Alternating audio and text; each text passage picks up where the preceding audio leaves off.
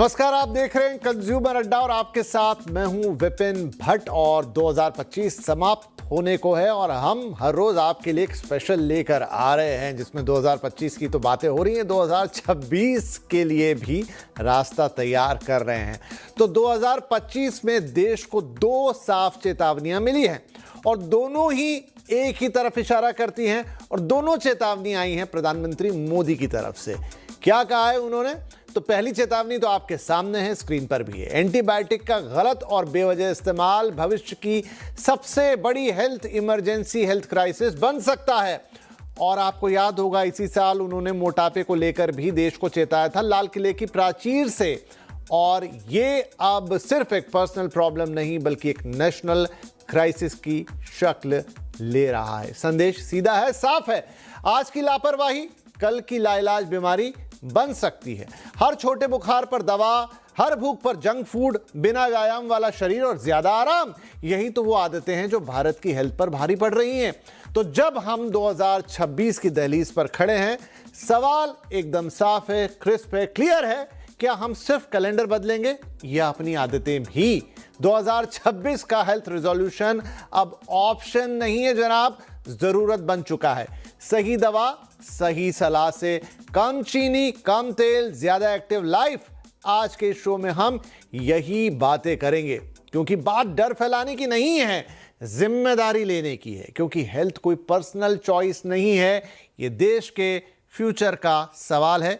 एक स्वस्थ देश, एक समृद्ध देश। तो आइए आज के शो की शुरुआत करते हैं। हमारे साथ इस खास कार्यक्रम के लिए दो खास मेहमान हैं। शामिल हो रहे हैं सीनियर फिजिशियन और कार्डियोलॉजिस्ट डॉक्टर मोहसिन वली साहब और डाइटिशियन और न्यूट्रिशनिस्ट सिमरत कथूरिया मैम। आप दोनों का बहुत बहुत स्वागत है। डॉक्टर वली, काफ़ी दिनों बाद आपसे मुलाकात हो रही है, बहुत बहुत नमस्कार, बहुत बहुत स्वागत आपका सर। तो ये दो चेतावनी मैंने जिसका जिक्र किया, तो पहले लेटेस्ट पे चले जाते हैं। अब तो प्रधानमंत्री ने भी कहा कि एंटीबायोटिक जो है वो स्वास्थ्य के लिए खतरनाक है। और जब प्रधानमंत्री कह रहे हैं तो जाहिर सी बात है कि उनको काफ़ी सारे इनपुट मिले होंगे। वो आईसीएमआर की एक रिसर्च की ताज़ा स्टडी का जिक्र भी कर रहे हैं और चिंता व्यक्त कर रहे हैं। और ये कोई छुपी हुई बात भी नहीं है वैसे कि हमारे देश में एंटीबायोटिक मतलब बस आप मनगढ़ंत कहीं से भी खा लीजिए। और आजकल तो गूगल, एआई, ये सब इतना आसान हो गया है कि आदमी वहाँ टाइप करता है, गोली का नाम आता है, जाके केमिस्ट से मांगता है और ओवर द काउंटर वो दे भी देता है। सर, ये कितना खतरनाक है? बहुत खतरनाक है। आपने बहुत कहा, सही दवा सही सलाह, इसी में सारा प्रोग्राम आपने उसका सार निकाल दिया विपिन भट्ट जी। इसमें सबसे पहले मैं ये बताना चाहूंगा, हम डॉक्टर लोग भी गलती करते हैं। कोई भी मरीज आता है उसको हम एंटीबायोटिक जरूर लिख देते हैं बगैर ये टेस्ट किए कि काउंट्स ठीक है या नहीं। इसके लिए मैंने एक बहुत अच्छी मशीन लगाई हुई है क्लिनिक पे जो 10 मिनट में मेरी काउंट्स बता देती है पेशेंट की। अगर काउंट्स नॉर्मल है तो मैं एंटीबायोटिक नहीं लिखता हूं। और दूसरे हम ये कर सकते हैं कि पेशेंट की हिस्ट्री ठीक से लें, कहाँ गया था, जहाज में सफर करके आया या किसी पड़ोसी को जुकाम हो रहा था उसके बगल में बैठ के आया, उससे शेक हैंड किया है, या 4 बच्चों को एक ही घर में इन्फेक्शन हो रहा है तो वो बैक्टीरियल नहीं होगा, वायरल होगा। तो हिस्ट्री लेते नहीं है आजकल हम लोग, हमारी गलती से ये ज्यादा हो रहा है। और फिर केमिस्ट जो है वो बड़े डॉक्टर बन गए हैं। और दूसरा ये होता है, पड़ोसी का फोन आता है, मेरे बच्चे को भी बुखार आया था और मेरे डॉक्टर साहब ने ये वाला सिरप लिखा था एंटीबायोटिक का, आप भी मंगवा लो। तो वो माँ मंगवा लेती है, लो हो गया डॉक्टरी खत्म। तो ये जो हमारे समाज में ट्रेंड है ये भारत के लिए एक बड़ा मुद्दा बन गया, इसलिए प्रधानमंत्री जी को इंटरवीन करना पड़ा, बहुत जरूरी था। मेरे ख्याल से कल शाम को ही मेरे पास फोन आने लगे कि डॉक्टर साहब इस पे आपके क्या विचार हैं। मैंने कहा बिल्कुल सही मुद्दा है, एक बड़ा कारण बन गया है। अच्छा, होता ये बैक्टीरिया हमसे ज्यादा चालाक हैं, वो इनएक्टिवेट कर देते हैं ड्रग्स को, एंटीबायोटिक्स को। उन्हें अपनी भी तो रक्षा करनी है, सुरक्षा कवच उनको भी बनाना आता है। वो टारगेट साइट जहां से दरवाजा होता है बैक्टीरिया के घुसने का, उसको कैमोफ्लेज कर देते हैं, दिखता ही नहीं है एंटीबायोटिक को वो दरवाजा सेल में घुसने का। तीसरा, लंग जो उनके सेल में ब्लड वो जो एंटीबायोटिक चला जाता है उसको पंप आउट करने की वो मैकेनिज्म डेवलप कर लेते हैं। और चौथा जो है वो ये करते हैं, एंजाइम्स के थ्रू ड्रग्स को इनएक्टिवेट कर देते हैं, बर्बाद कर देते हैं, उसकी धज्जियां उड़ा देते हैं। Bacterias are smarter than the human being and doctors. मैं बार बार कहता हूं, bacteria are smarter than human beings and doctors. और दूसरी बात बहुत जरूरी जो ये विपिन साहब, एंटीबायोटिक पे जिस स्पीड से रिसर्च हो रही है उससे ज्यादा तेजी से बैक्टीरिया अपना स्वरूप बदल रहे हैं, उससे रेजिस्टेंस पैदा कर रहे हैं. That is why we are lagging behind as पर WHO and ICMR standard. UTI, lung infection, ICU infections have become, ICU मैंने इसमें जोड़ा है. एज पर ICMR रिपोर्ट में मैंने एक चीज जोड़ी है, लंग इन्फेक्शंस भी आईसीयू के थ्रू बहुत ज्यादा लोगों को हो रहे हैं. और कोविड के दिनों में आपने देखा है कि बहुत से लोग कोविड से नहीं मरे, लंग निमोनिया से मरे हैं. तो ये इन्फेक्शन जो है हमारा दुश्मन है. सर पे टोपी लगा के सर को कवर करना है, साड़ी पहनना है तो ऊपर स्वेटर पहनना है. ऐसे बहुत से काम लेडीज को भी करने हैं जो शादियों में आजकल मैं देख रहा हूं नहीं कर रही हैं. और हमें सुरक्षा करनी है. आइसक्रीम से बचाना है बच्चों को. खैर वो तो आप अभी बाद में पूछेंगे क्या क्या रोकथाम करनी है. लेकिन एंटीबायोटिक एक बड़ी समस्या है. और महंगे एंटीबायोटिक की जो शिकायत करते हैं लोग, हमें आईसीयू में 50,000 का बिल आ गया, वो इसीलिए आ रहा है ना. जो मेरोपेनिम और इमेपेनिम जो रिकमेंडेड मैं नाम ले रहा हूं, वो एंटीबायोटिक काम कर रहे हैं. MRSA resistant bacteria, even TB bacteria have become resistant. UTI, fungus, E. coli का नाम बहुत बदनाम है, वो रेजिस्टेंट हो चुका है. Pseudomonas, MRSA resistant Streptococcus, even fungus, TB मैंने कहा. तो ये सब बैक्टीरिया बहुत चतुर हैं, बहुत ज्यादा चतुर हैं. और इनकी चतुराई से लड़ने का एक ही तरीका है कि हम संयम, सावधानी और अपने डॉक्टर की सलाह से काम करें. बहुत जरूरी है ये. बिल्कुल.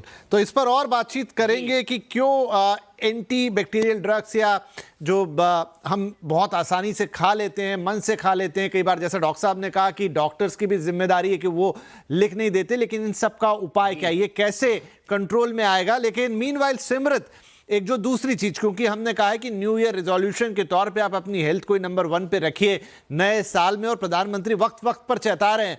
इस साल जो दूसरी इंपॉर्टेंट बात उन्होंने कही थी, जो पहले कही थी, लाल किले के प्राचीर से कही थी, उन्होंने कहा था कि देश बहुत तेजी के साथ मोटा हो रहा है, मोटापे का शिकार हो रहा है. उन्होंने अपील भी की थी कि अगर हर परिवार अपने जो तेल खाता है उसका 10% कम कर दें. प्लस फिर उन्होंने एक्सरसाइज पे भी बहुत जोर दिया था. यानी वो समझ रहे हैं कि हम भी धीरे धीरे जो हमारी नई दिनचर्या है या हमारा जो नया लाइफस्टाइल है, ये हमें एक बड़ी बीमारी की तरफ ले जा रहा है, क्योंकि मोटा शरीर यानी बीमारियों का घर. बिल्कुल विपिन जी, हो क्या रहा है, क्योंकि हम जो खा रहे हैं वो बहुत ज्यादा तला है. अगर पैकेट फूड्स हैं उसमें हाई सोडियम है, अगर हम मीठा बहुत है, उसमें ऑयल बहुत है, पाम ऑयल बहुत है. ये सारी की सारी जो चीजें हैं हम उसे इतने नॉर्मलाइज कर चुके हैं. हम अपने खाने में, हम अपनी दिनचर्या में, हम जंक को इतना नॉर्मलाइज कर चुके हैं कि हमें लगता ही नहीं कि उसमें कोई गलती हो सकती है. तो वहां पे पहला तो फूड के ऊपर प्रॉब्लम आ गई. दूसरा, हमारा लाइफस्टाइल ये चेंज हो गया. जो हम पहले घरों में काम करते थे, बाहर काम करते थे, वहां पे काम करके हम लोग वो सब कुछ छोड़ के अब हम डेस्क जॉब करते हैं. तो उसके कारण मोटापा बढ़ना शुरू हो गया. थर्ड, हमारे स्ट्रेस लेवल्स बहुत रहते हैं, जिसके कारण हमारा जो फैट है, हमारी बॉडी उसको प्रोसेस नहीं कर पाती. तो इन चीजों के लिए सबसे पहला जरूरी काम है कि पहले हम फूड की तरफ जाएं, कि हम जो फूड में खा रहे हैं, हम जो एक्स्ट्रा ऑयल लेते हैं, पहले हम उसे धीरे धीरे कम करें. हमारे खाने में एक्स्ट्रा सोडियम बहुत है. हम जितना भी हम घर का खाना खाते हैं उसमें बहुत सारे अचार हैं, पापड़ हैं. फिर हम जितना पैकेट फूड खा रहे हैं उसमें हाई सोडियम है. हम उस पर ध्यान देना शुरू करें. फिर जितना आगे क्या होता था, आगे जब हम मीठा खाते थे ना, वो कभी कभार खाया जाता था. जैसे कोई ओकेजन आ गया, दिवाली आ गई, न्यू ईयर आया, तो हम लोग मीठा खाते थे. लेकिन आजकल अगर आप फ्रिज खोल के देखेंगे, हर घर में कुकीज पड़ी है, केक्स पड़े हैं, मफिन्स पड़े हैं, बिस्किट्स पड़े हैं. हर चीज में मीठा जा रहा है, जिसके कारण डायबिटीज, हाइपरटेंशन, हार्ट प्रॉब्लम्स बढ़ती जा रही हैं. इस टाइम हमारी जो इंडिया की ग्रोथ है वो सबसे ज्यादा ओबिसिटी में हो रही है. तो आई थिंक हमारा देश तभी आगे बढ़ सकता है अगर हमारी जो वेस्ट लाइन है वो पीछे जाए तो. राइट. तो डॉक्टर वली, अब देखिए दो तरीके हो सकते हैं. एक तो ये तरीका कि आप अपने नियम, कानून, कायदे ऐसे बना दें, जैसे जितना मुझे आइडिया है कि जो दूसरे देश है वहाँ तो पहली बात आदमी डॉक्टर से इतनी आसानी से नहीं मिल सकता. वहाँ तो हेल्थ प्रैक्टिशनर्स होते हैं जिनको जाके आप प्राइमरली सर्दी खांसी दिखाते हैं, डॉक्टर तो बहुत बाद में आता है. और मजाल है कि वो आपको गोली दवाइयां लिख दें, प्राइमरीली वो आपको गर्म पानी से ठीक करने की कोशिश करेंगे, लेकिन हमारे यहाँ ये प्रैक्टिसेस नहीं हैं। तो क्या हमें हमारा पूरा फ्रेमवर्क ठीक करना होगा? मेरा मूल सवाल ये है कि बात चाहे मोटापे की हो, चाहे बात फिर ये दवाइयाँ लेने की हो, बैक्टीरियल एंटीवायरल्स लेने की हो, क्या सिर्फ अवेयरनेस से बात बन जाएगी इतने बड़े देश के अंदर, या हमें इसके लिए कुछ एक फ्रेमवर्क बनाना पड़ेगा? बिल्कुल ठीक है भट्ट साहब। देखिए, अभी बैठे बैठे मैंने 5 S लिख लिए: stress, smoking, sleep, salt intake, saturated fat. अब बच्चे रात को 2 बजे जो खाना मंगा रहे हैं उनको अम्मा कैसे रोकेगी? अम्मा तो सो रही है, पिताजी सो रहे हैं, बच्चे ने ऑनलाइन ऑर्डर दिया और 2 बजे रात के पिज्जा आ गया। सुबह को उनको खाली डिब्बा देखने को मिलता है। तो अब इन बच्चों को कौन समझाए कि मम्मी के हाथ का खाना खाओ? उसमें मजा नहीं होता, उनको मजा नहीं आता, जी भर जाता है। तो कहीं ना कहीं हमें इसमें इनोवेशन करने पड़ेंगे। अपनी घर के रूटीन में, अपने घर के खाने में बच्चों से उनकी पसंद पूछनी पड़ेगी, बच्चे क्या चाहते हैं। कभी कभी उनको अपने साथ बाहर भी ले जाके खाना अपने सुपरविजन में अपने टाइम पे शाम को खिलाना पड़ेगा, ताकि वो रात को 2 बजे न खाएं। अब अल्कोहल भी एक बड़ा मसला बन गया है हमारे देश में, जो पहले इतना बड़ा मसला नहीं था। आपने मोटापे की बात करी तो उसका तोड़ मोदी जी पहले ही मोटा आटा बता चुके हैं, श्री अन्न बता चुके हैं। कोई आदमी वॉक करने को राजी नहीं है, एक्सरसाइज करने को तैयार नहीं। मैं अभी की आधे घंटे पहले की बात बता रहा हूं, और I will name that lady. She is mother of our lawyer Mehmood Pracha. उनका मैंने एक ऐसा टेस्ट किया जो पूरी बॉडी की स्टिफनेस बताता है, और वो 80+ हैं, और उनकी टेस्ट की रिपोर्ट ब्लड वेसल्स की, हार्ट की, कार्डियोवैस्कुलर सिस्टम की इतनी अच्छी आई है जितनी एक 14 साल के बच्चे की होती है। वो दुबली हैं। सो सारी बीमारियों का जड़ जो है वो मोटापा है। मेरे सामने एक लेडी बैठी है, ये बास्केटबॉल प्लेयर हैं, ये थोड़ा सा मेरे बगल में आएंगी, ये आपको मिलेंगी। She is a mother of 2 children. ये रेगुलर व्यायाम करती हैं, रेगुलर अपनी स्वास्थ्य पे ध्यान देती हैं, और ये बिल्कुल हेल्दी हैं। ये अपनी मदर के साथ आई हैं, दोनों बहनें लग रही हैं। मैं आपको क्या बताऊं, ये स्वास्थ्य से संबंधित मुद्दा इतना सस्ता है। मैंने अभी एक किताब लिख रहा हूं जिसमें मैंने लिखा है कि तोंद घटाएं। उसका मैंने टाइटल दिया है, 320 रुपए उसकी कीमत रखी है। 320 रुपए में तोंद घटाएं, और ये बाहर बेचाऊंगा सड़क पे। हर आदमी तोंद घटाना चाहता है, लेकिन कैसे घटेगी? ये 50 क्रंचेस रोज करके घट जाएगी। ये आपको मीठा बंद करने से घट जाएगी।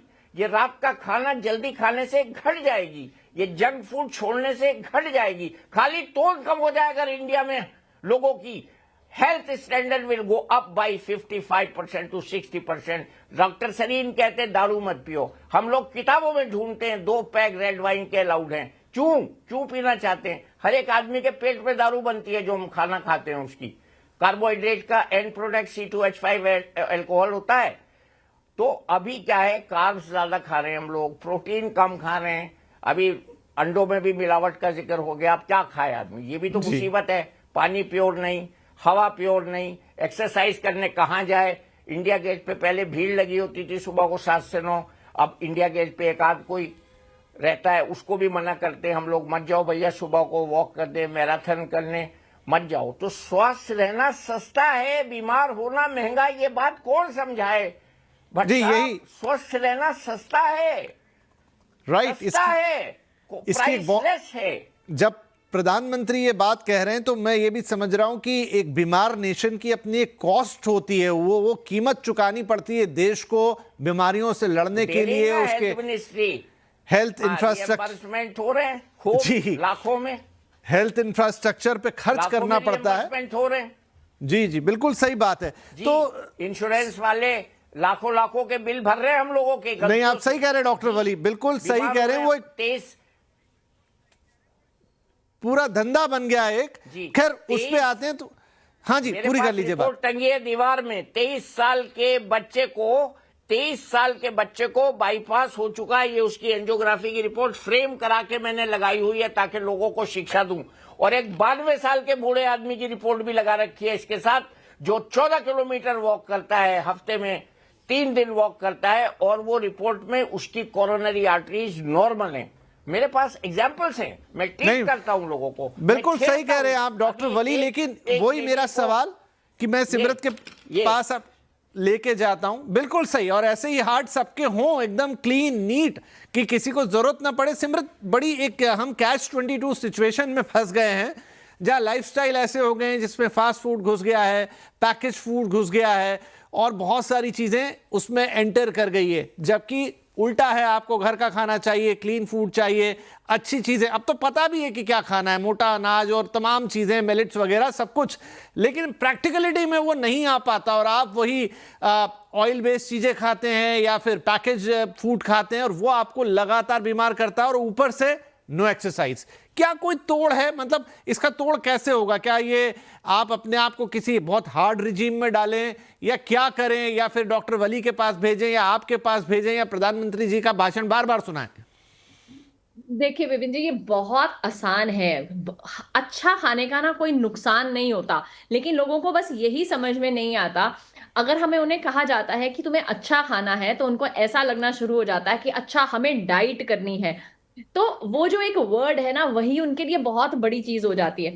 तो हमारी, अगर हम लोगों ने वेस्टर्न कंट्रीज में से फास्ट फूड ले लिया, आसान चीजें ले ली, पैकेट फूड ले लिया, हमारे इंडिया में नहीं था। हमारे इंडिया में हमेशा घर पे ही खाना बनाया जाता था, घर पे ही दाल चावल बनते थे, खिचड़ी बनती थी, रोटी बनती थी।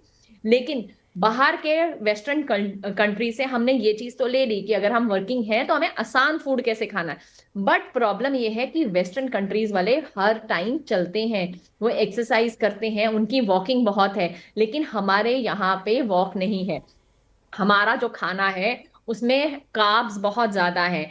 हम अपनी प्लेट को ही अगर हम सही कर लेते हैं तो आधी प्रॉब्लम्स वहीं पे खत्म हो जाती हैं। अगर हम बहुत ज्यादा रोटी या चावल खाने के बजाय हम अगर दाल ज्यादा लेते हैं, हम पनीर ज्यादा लेते हैं, या हम चिकन या मीट लेते हैं, तो अगर ये सिमरत, एक सॉरी बीच में इंटरप्ट कर रहा हूं, now this is a high time to change our thali, क्योंकि वो थाली जो बनी हुई है कार्ब से ही बनी है, वो हमारे पुरखों से ही आई है, रोटी है, चावल है। जब जरूरत रही होगी, जब खेती किसानी और बहुत मेहनत वाले काम होते होंगे, अब इस थाली को पलट दें, उल्टा कर दें, उसमें दाल डाल दें, उसमें पनीर डाल दें, उसमें से चावल थोड़ा कम कर दें, रोटी निकाल दें, तो बात बन जाएगी। बिल्कुल, क्योंकि जो पुराना टाइम था उसमें आप देखो फिजिकल वर्क कितना था। उनको बहुत ज्यादा फैट की जरूरत थी, बहुत ज्यादा कार्ब्स की जरूरत थी। लेकिन जो आजकल हमारा काम है, उस काम में हमारा फिजिकल काम कम है और मेंटल एक्टिविटी ज्यादा है, जी। और के कारण हमारे हेल्थ इश्यूज बढ़ रहे हैं। तो अगर हम बैठे बैठे बहुत ज्यादा रोटी खा रहे हैं, चावल खा रहे हैं, हर टाइम पिज्जाज खा रहे हैं, बर्गर खा रहे हैं, तो वो कहाँ से डाइजेस्ट होगा? डाइजेस्ट हो ही नहीं सकता। आगे लोग घी भी पी लेते थे तो उनको कोई प्रॉब्लम नहीं आती थी, उनके हार्ट अच्छे भले रहते थे। लेकिन अगर आजकल आप थोड़ा सा भी प्रोसेस्ड फूड खा लेते हो, तली हुई चीजें खा लेते हो, तो अगर आप नॉर्मली हार्ट चेक करवाने जाते हो, आपका या तो बीपी हाई आएगा या आपकी कोई ना कोई आर्टरी ब्लॉक आएगी। तो that is the bad thing. तो हमारे जो खाना है, खाने के साथ साथ हमारी एक्सरसाइज। राइट सिमरत, तो मुझे ना यहाँ पे एक छोटा ब्रेक लेना होगा, सॉरी, क्योंकि समय बहुत हो गया। ब्रेक के बाद हम रिजोल्यूशन लेंगे। डॉक्टर वली आपके पास भी आएंगे, सिमरत आपके पास भी आएंगे। कोई 4 या 5 चीजें आप दोनों को बतानी है कि जो आपको 2026 में करनी ही करनी है, नहीं तो प्रधानमंत्री जी जो चेतावनी दे रहे हैं वो सच साबित होगी, आपका स्वास्थ्य खराब होगा और आप पूरे देश को भी एक तरीके से बीमार करेंगे, क्योंकि हमारी इतनी बड़ी आबादी अगर स्वस्थ नहीं होगी तो पूरा देश ही तो बीमार होगा। एक छोटा ब्रेक, ब्रेक के बाद इस साल के लिए, मतलब 2026 के लिए हेल्थ का परफेक्ट रिजोल्यूशन। तो ब्रेक के बाद आपका एक बार फिर से स्वागत है। हमारी खास पेशकश में ब्रेक से पहले प्रधानमंत्री जी की 2 चेतावनियां, लेटेस्ट वाली एंटीबायोटिक्स के ऊपर, और उससे पहले जो लाल किले से दे चुके थे मोटापे के ऊपर, एक्सरसाइज के ऊपर, तेल कम खाने के ऊपर, उस पर चर्चा क्यों, क्योंकि 2026 में हम स्वस्थ बनना चाहते हैं। डॉक्टर वली और सिमरत दोनों हमारे साथ है। Doctor Wali and Simrat, 2-2 minute आपके पास होंगे।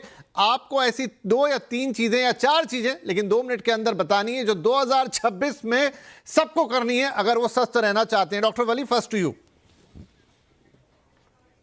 सब कर सकते हैं, मैं ऐसी प्रैक्टिकल चीजें बता रहा हूं। विपिन भट्ट जी, देखिए खाने को हम क्यों खाते हैं, अभी खाने की बात हो रही है। बगैर भूख लगे, घड़ी में चूके लंच का टाइम हो गया, लंच हो रहा है, अरे भाई भूख लगे तभी तो खाओगे, अभी नाश्ता हजम हुआ नहीं, लंच डाल दिया, उंडेल दिया पेट में। तो खाने पे अनुशासन करना है, रेस्ट्रेंट, और कम खाना है। हमें क्या खाना है ये इतना इम्पोर्टेंट नहीं है, कितना खाना है ये इम्पोर्टेंट है। ये रही खाने की बात, बाकी तो सब जानते हैं क्या नहीं खाना। ये मेरे पास मिठाई का डिब्बा है, 5 दिन पहले बहुत स्पेशल मिठाई है, मैं 5 दिन से घर ही नहीं ले गया, यहीं रखी क्लिनिक पे, मैं लेके नहीं जाऊंगा, किसी को दूंगा। अच्छा, फिर दूसरा हमें व्यायाम के लिए, देखिए खाली व्यायाम जाके दौड़ने का या ट्रेडमिल पे दौड़ने का या जिम जाने का नाम व्यायाम नहीं है। व्यायाम उस संयम को कहते हैं जो हम बिस्तर से उठ के शुरू कर सकते हैं। जल्दी उठें, सूर्य नमस्कार नहीं कर सकते तो बिस्तर पे योग कर लें 10 मिनट। मैं आपसे सच कह रहा हूं, एक दिन मेरा ब्लड प्रेशर गुस्से में बढ़ गया था, मैं एक्सरसाइज नहीं कर पा रहा था, मैंने 10 मिनट योगा किया ट्रेनर के साथ अपने, and my blood pressure became normal. I have documented that blood pressure readings, 14 reading मैंने डॉक्यूमेंट की 2 घंटे में, and it became normal after doing yoga. तो दूसरा हो गया योगा। तीसरा है दारू। दारू बिल्कुल नहीं पीनी है, अल्कोहल अवॉइड करना है, उससे लीवर खराब हो जाता है, शुरू में अल्कोहल भूख बढ़ाता है। और सबसे अच्छा, श्री अन्न की हमने बात करी ली है, कार्ब्स कम करने। हमारी वेजिटेरियन डाइट्स में प्रोटीन नहीं होता है, हमको पनीर को लाना है और काला चना जैसी और दाल जैसी चीजें लानी है। खाने पे नियंत्रण करना सबसे बड़ा अनुशासन है, बहुत बड़ा अनुशासन है। अगर हम लोग ये कर लेंगे तो हम मोटे नहीं होंगे, मैं ये गारंटी के साथ कहता हूं। अब आती है स्ट्रेस। स्ट्रेस अवॉइड करनी है। देखिए मैं आपसे खुल के बात कर रहा हूं, सोच के नहीं बोल रहा हूं, जो मेरे मन में आ रहा है मैं बोल रहा हूं। स्ट्रेस नहीं ले रहा हूं कि मेरा टीवी पे लाइव शो है, स्ट्रेस नहीं लेनी है। स्मोकिंग, सुट्टा और ये वेपिंग भी बैन इसीलिए करी नड्डा साहब ने, स्मोकिंग नहीं करनी है। फिर आती है नींद, स्लीप बहुत इंपॉर्टेंट है। हमारे बच्चे, हमारा समाज, हमारा जो जवान भारत है, यंग इंडिया है, वो स्लीप डिप्राइव्ड हो रहा है, सो नहीं रहा है। आप 2 बजे कॉल करिए, 1 रिंग पे उठेगी, सुबह 9 बजे कॉल करिए, उठेगी नहीं। ये हो रहा है। सॉल्ट तो बता दिया, फिर सैचुरेटेड फैट, मैं तो बहुत आसान करके बता रहा हूं। कम खाना, सुख से रहना, मेरी दादी की कहावत है, सर। आज भी वो वैलिड है। चक्की गायब हो गई, मिक्सी आ गई, साइकिल गायब हो गई, स्कूटर आ गया। Noted sir. ये अगर मुझे लग रहा है आपने ये जितनी 7-8 बातें बताई हैं, यही अगर कोई फॉलो कर ले, सीढ़ी चढ़ना, किसी और चीज की जरूरत नहीं होगी। चूंकि अब समय बिल्कुल समाप्त है, सिमरत आपके पॉइंट्स। देखिए, पहला कैलोरी डेफिसिट, जैसे डॉक्टर साहब ने बता ही दिया, हमें कम खाना खाना है जितना हम बर्न करते हैं। सेकेंडली, मैंने जैसे आगे भी बताया, हमारे डेस्क जॉब बहुत ज़्यादा है। अगर हमें बैठने की बहुत ज़्यादा आदत है या हमारा काम ऐसा है, तो एक छोटा सा काम कीजिए। जब भी आप बैठते हैं, आधे घंटे का अलार्म लगा के बैठिए। हर आधे घंटे के बाद सिर्फ 2 या 3 मिनट के लिए उठ के, चाहे अपने ऑफिस का चक्कर लगाइए या घर का चक्कर लगाइए, और आके फिर बैठ जाइए। और जब भी खाना खाते हैं, खाना खाने के बाद 10 मिनट की वॉक बहुत जरूरी है। आप जब भी ऐसा करेंगे, आपकी इंसुलिन रेजिस्टेंस नहीं होगी। जितना आप खाना खा रहे हैं, वो इंसुलिन जो आपका शुगर लेवल्स एकदम इंक्रीज होते हैं, वो नहीं होंगे। देन पानी पीना बहुत ज्यादा जरूरी है। मोस्टली सर्दियों में लोग पानी पीना भूल जाते हैं, तो उसके लिए भी हम अलार्म लगा सकते हैं। अगर हम हर चीज के लिए अपने ऑफिस के लिए रिमाइंडर्स लगाते हैं, आई थिंक हमें वाटर के लिए भी अलार्म लगाना चाहिए। तो ये कुछ चीजें हैं। सेकेंडली, हमें अपने थाली पे ध्यान देना है। हमें अपना प्रोटीन जो है वो अच्छा हेल्दी प्रोटीन लेना स्टार्ट करना है, और जितने हमारा प्रोसेस्ड फूड है उससे बचाना है। अगर हम लोग थोड़ा सा अपने आप को पेशेंस में रख के, हम जितना फूड ऑर्डर करते हैं अलग अलग ऐप से, अगर हम उसके ऊपर नियंत्रण रख लें कि हम हफ्ते में 1 बार करेंगे या 2 बार करेंगे, तो प्रॉब्लम नहीं आएगी। लेकिन अगर दिन में 1 बार ऑर्डर होता है या हम बाहर से खा रहे हैं, प्रॉब्लम वहां पे आनी हो जाती है। राइट। खाने का अनुशासन, मुझे लग रहा है ये बज़वर्ड है जो आपको 2026 में लेके जाना है। बहुत ही अच्छी बातें बताई हैं डॉक्टर वली और सिमरत ने। ये शो जाइए, अभी थोड़ी देर में यूट्यूब पे मिल जाएगा, हमारे सोशल मीडिया प्लेटफॉर्म्स पर मिल जाएगा। बार बार देखिए, बार बार सुनिए, और 2026 में इन्हीं चीजों को लेकर जाइए। खाने का अनुशासन लिख लीजिए कहीं पे। ये चीज अगर एक बार आप कर गए, बैक टू बैक चीजें कर गए, तो आपको 2026 में बहुत शानदार रिजल्ट मिलेंगे और प्रधानमंत्री जी की चिंता भी दूर हो हो जाएगी, क्योंकि समय समाप्त हो गया। इसलिए आप दोनों का बहुत बहुत धन्यवाद, नए साल की बहुत बहुत शुभकामनाएं। मैं उम्मीद करता हूं कि आपकी इस सलाह से हमारे सभी दर्शक 2026 में एक स्वस्थ और बेहतर शुरुआत करेंगे। थैंक यू, नमस्कार।